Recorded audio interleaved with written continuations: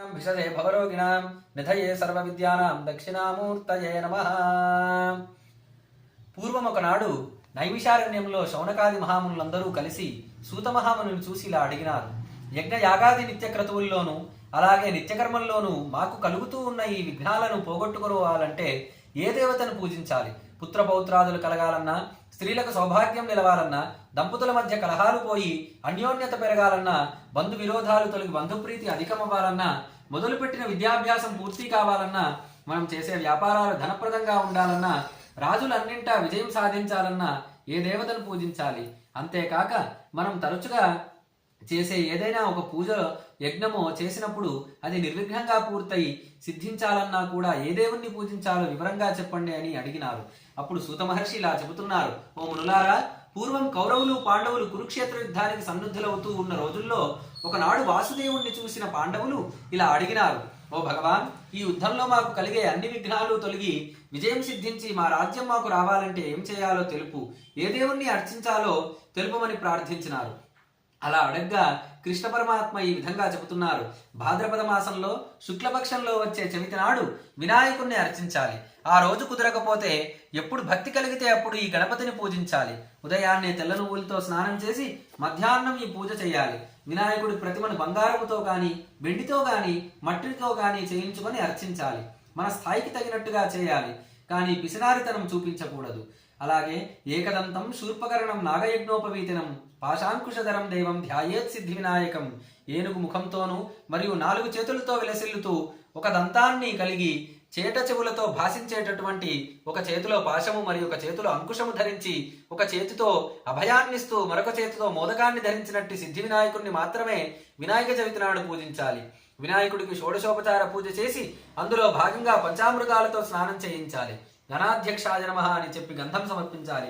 వినాయకాయ నమః అని చెప్పి పువ్వులను ఇవ్వాలి. ఉమాసుతాయ నమః అని ధూపం చూపించాలి. రుద్రప్రియాయ నమః అని దీపం సమర్పించాలి. విఘ్ననాశినే నమః అని నైవేద్యం చేయాలి. ఆ తర్వాత 21 గరికలను తీసుకొని ఈ నామాలతో అర్చించాలి.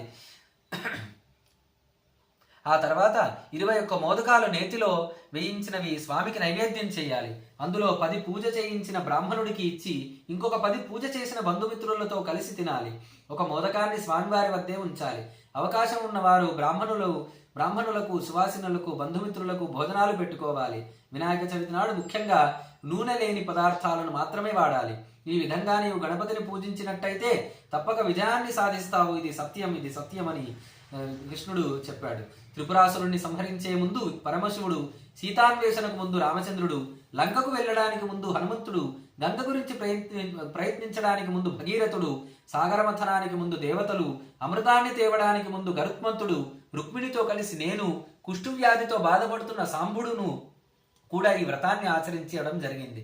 కావున నీవు కూడా ఇదే విధంగా వినాయక వ్రతం చేసి విజయాన్ని పొందు, ఇందులో ఎలాంటి సందేహము అక్కర్లేదు అని కృష్ణుడు చెప్పగా, అదేవిధంగా తమ్ముళ్లతోనూ భార్యలతోనూ కలిసి ఈ వ్రతాన్ని ఆచరించిన ధర్మరాజు కురుక్షేత్ర యుద్ధంలో విజయం సాధించి రాజ్యాన్ని, సంపదను తిరిగి పొందాడు.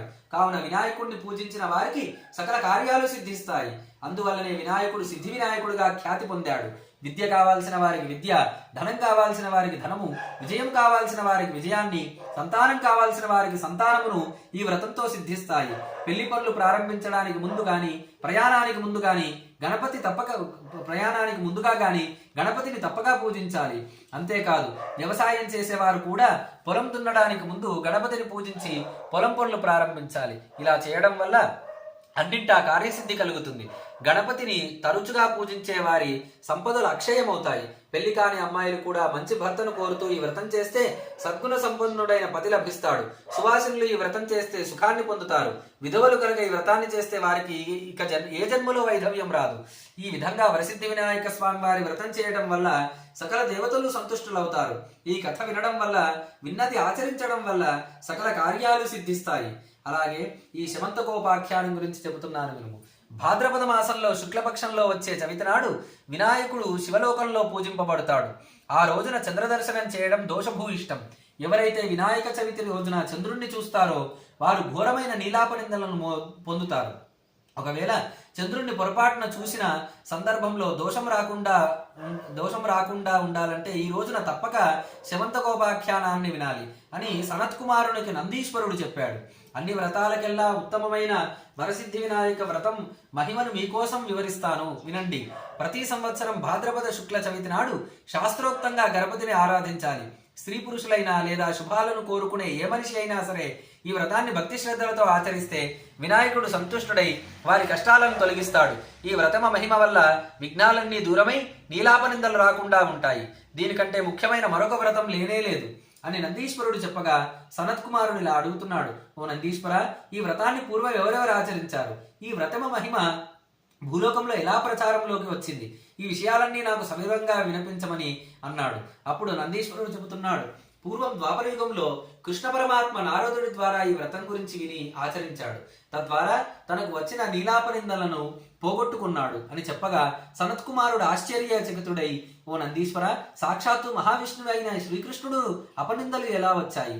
శ్రీకృష్ణుడికి అపనిందలు ఎలా వచ్చాయి? అది కాస్త సవివరంగా చెప్పు అని అడగ్గా అప్పుడు నందీశ్వరుడు, ఓ సనత్కుమార, ద్వాపరయుగంలో నారాయణుడు కృష్ణుడిగా, ఆదిశేషుడు బలరాముడిగా అవతరించినప్పుడు యాదవులంతా ద్వారక నగరంలో నిశ్చింతగా నివసించి ఉన్నారు. ద్వారకకు రాజుగా ఉగ్రసేనుణ్ణి ఉంచి రాజ్య పరిరక్షణ చేస్తూ వచ్చారు బలరామకృష్ణులు. యాదవులతో సత్రాజిత్తు అనే రాజు ఒకడు ఉండేవాడు. అతడు సూర్యోపాసకుడు.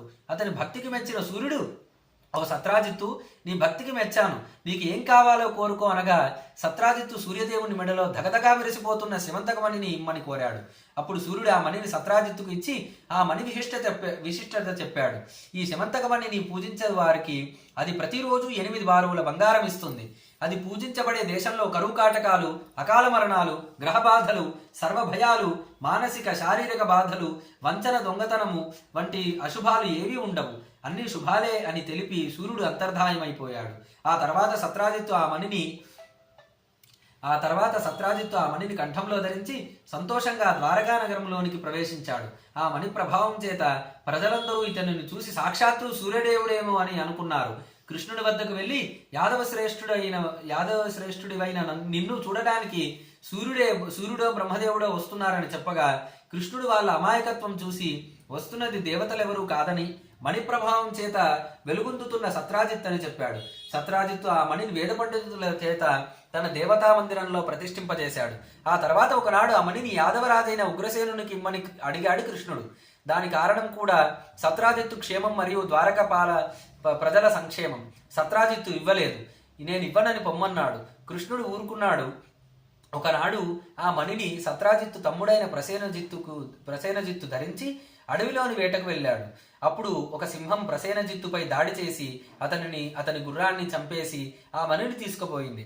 ఆ తర్వాత జాంబవంతుడు ఆ సింహాన్ని చంపి రత్నాన్ని తీసుకొని అక్కడే తన కుమారునికి ఆట వస్తువుగా ఇచ్చాడు. 2-3 రోజులైనా కూడా ప్రసేనుడు రాకపోయేసరికి కృష్ణుడు అడిగినప్పుడు మణి ఇవ్వకపోవడంతో కృష్ణుడే ఆ మణి కోసం ప్రసేనుడిని చంపేసి ఉంటాడని ప్రచారం చేయసాగాడు. ఇది విని తాను చేయని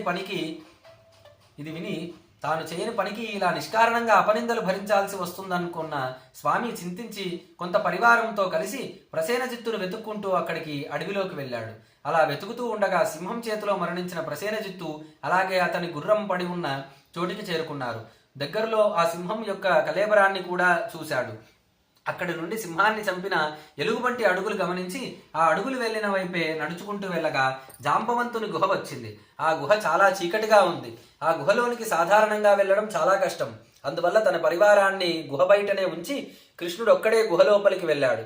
ఆ గుహలో ఒక బాలుడు ఆ మణితో ఆడుకోవడాన్ని గమనించాడు కృష్ణుడు.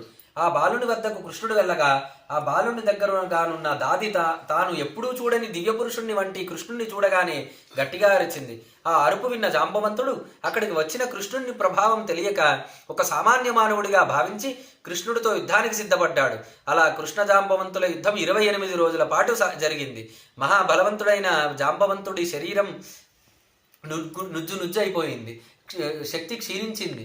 శరీరం అంతా చెమటలతో తడిసిపోయింది. అప్పుడు జాంబవంతుడు, స్వామి, నీవు సాక్షాత్తు మహావిష్ణువని నాకు ఇప్పుడే తెలిసింది. త్రేతాయుగంలో నా స్వామి అయిన రామచంద్రుడే నీవు అంటూ అనేక స్తోత్రాలు చేశాడు.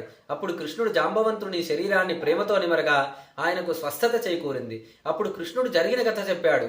అప్పుడు జాంబవంతుడు శమంతకమణినే కాక తన కూతురైన జాంబవతిని కూడా కృష్ణుడికే ఇచ్చి పెళ్లి చేశాడు. కృష్ణుడితో వచ్చిన పరివారం 12 రోజుల వరకు గుహ బయటే వేచి ఉంది. తమ ప్రభువు రాకపోవడంతో దుఃఖితులై ద్వారకకు వెళ్ళడం జరిగింది. ఆ ద్వారకకు వెళ్లి దేవకి వసుదేవులకు కృష్ణుని భార్యలకు అందరికీ విషయాన్ని వివరించగానే వాళ్ళందరూ కూడా దుఃఖితులయ్యారు. అందరూ కలిసి కృష్ణుని క్షేమం కోసం దుర్గాదేవిని ఉపాసించారు. దుర్గ ప్రసన్నురాలైంది. అదే సమయంలో కృష్ణుడు శమంతకమణితో జాంబవతితో తోడుకొని అక్కడే ప్రత్యక్షమైపోయాడు. కృష్ణుని అలా చూసి ప్రజలంతా చాలా సంతోషించారు. అప్పుడు కృష్ణుడు జరిగిందంతా చెప్పి ఆ మణిని సత్రాజిత్తుకే ఇచ్చివేశాడు. సత్రాజిత్తు తాను నిష్కారణంగా కృష్ణుని నిందించినందుకు బాధపడి దానికి ప్రాయశ్చిత్తంగా తన కూతురైన సత్యభామను కృష్ణుడికే కట్టబెట్టి తనకు కానుకగా ఆ శమంతకమణిని కూడా ఇచ్చాడు. అప్పుడు కృష్ణుడు మణి తనకు వద్దని, ఆ మణి ప్రసాదించే బంగారాన్ని మాత్రం తమ రాజ్యానికి ఇమ్మని తెలిపాడు. ఆ తర్వాత ఒకసారి నారదుడు కృష్ణుడితో భాద్రపద శుద్ధ చవితి నాడు చంద్రుణ్ణి చూడడం వల్లనే ఈ నీలాపనిందలు సంభవించాయని తెలిపాడు. అప్పుడు కృష్ణుడు అసలు భాద్రపద శుద్ధ చవితి నాడు చంద్రుణ్ణి ఎందుకు చూడకూడదు అని ప్రశ్నించాడు. అప్పుడు నారదుడు ఇలా చెప్పాడు: ఓ పరమాత్మ, పూర్వమొక నాడు పరమశివుడు తన కుమారుడైన వినాయకుడికి ప్రథమ గణాధిపత్యాన్ని కట్టబెట్టాలని భావించి దేవసభ ఏర్పాటు చేశాడు. అప్పుడు అక్కడికి బ్రహ్మాది దేవతలందరూ వచ్చారు. ఆ సమయంలో బ్రహ్మదేవుడు గణపతికి స్తోత్రం చేశారు. బ్రహ్మ చేసిన స్తోత్రానికి సంతుష్టుడైన గణపతి బ్రహ్మదేవుణ్ణి వరం కోరుకోమనగా సృష్టి కార్యంలో తనకు విఘ్నాలు రాకుండా చూడాలని కోరాడు. తథాస్తు అన్నాడు విఘ్నేశ్వరుడు. ఆ తర్వాత బ్రహ్మదేవుడు సమర్పించిన మోదకాలను స్వీకరించి తన భార్యలతో సహా అన్ని లోకాలను తిరుగుతూ చంద్రమండలానికి చేరుకున్నాడు వినాయకుడు. చంద్రలోకంలో స్వేచ్ఛగా సంచరిస్తున్న వినాయకుడిని చూసి ఎంతో అందగాణ్ణి అని గర్వించి చంద్రుడు పరిహాసంగా నవ్వాడు. అది గమనించి క్రోధుడైన వినాయకుడు: ఓ మదాంధుడా, ఏ అందాన్నైతే చూసుకొని నువ్వు విర్రవీగుతున్నావో ఆ అందం నేటి నుంచి క్షీణించిపోతుంది. అంతేకాదు, నిన్ను చూసిన వాళ్లకు నీలాపనిందలు సంక్రమిస్తాయని శపించాడు. దాంతో ఎవరికీ కనిపించకుండా తామర పువ్వులో దాక్కున్నాడు చంద్రుడు. ఓషధులకు అధిపతి అయిన చంద్రుడు లేకపోవడంతో లోకంలో ఆహార కొరత ఏర్పడింది. దాంతో దేవతలందరూ వెళ్లి బ్రహ్మగారికి మొరపెట్టుకున్నారు. జరిగిన కథంతా వివరించారు. తమను ఉద్ధరించమని వేడుకొన్నారు. అప్పుడు బ్రహ్మదేవుడు గణపతి పెట్టిన శాపాన్ని గణపతే సడలించాలి తప్ప వేరెవరూ ఏమీ చేయలేరని చెప్పగా, కావున మీరంతా గణపతినే వేడుకోవాలని చెప్పగా దేవతలందరూ చంద్రుడి చేత వినాయక వ్రతం చేయించారు. అలా వినాయక వ్రతం చేసిన చంద్రుడు జరిగిన తప్పుకు క్షమార్పణ చెప్పుకొని అనుగ్రహించాల్సిందిగా గణపతిని వేడుకున్నాడు. అప్పుడు గణపతి సంతుష్టుడై చంద్రుణ్ణి వరం కోరుకోమన్నాడు. తనకు ఇచ్చిన శాపాన్ని వెనక్కి తీసుకోవాలని చంద్రుడు కోరగా తథాస్తు అన్న గణపతి శాపావకాశం చెప్పాడు. వినాయక చవితి నాడు చంద్రుణ్ణి చూసిన వాళ్లకు నీలాపనిందలు కలగడంలో మార్పు లేదు. అయితే వినాయక చవితికి ముందు వచ్చే విదియనాడు చంద్రుణ్ణి చూసినట్లయితే చవితి నాడు చూసినా కూడా దోషం ఉండదని వినాయకుడు ప్రకటించాడు. నాటి నుండి ప్రజలు విదియనాడు చంద్ర దర్శనం చేసుకోవడం ప్రారంభించారు. చంద్రుడు చాలా సంతోషించి ఏ రోజుల్లో పూజ చేస్తే నీకు ప్రీతికరమో చెప్పాలని గణపతిని అడగగా, భాద్రపద శుద్ధ చవితి మధ్యాహ్న కాలంలో పూజ చేస్తే నాకు ప్రీతికరము, అలాగే ప్రతి కృష్ణపక్షంలోనూ సాయంకాలానికి ఉండే చవితి కూడా తనకు ప్రీతికరమని, ఈ 2 పండుగల్లోనూ తనను ఎలా పూజించాలో కూడా సవివరంగా చెప్పారు వినాయకుడు. ఈ విధంగా వినాయక చవితి నాడు కానీ ప్రతి నెలా వచ్చే సంకష్టహర చతుర్థి నాడు తనను పూజించిన వాళ్ళ కష్టాలు కోరికలు తీరుతాయని స్వయంగా గణపతే చెప్పగా నాటి నుండి ఈ పండుగలు లోకంలో ప్రసిద్ధి పొందాయి. ఇది శ్రీ శమంతకోపాఖ్యానము.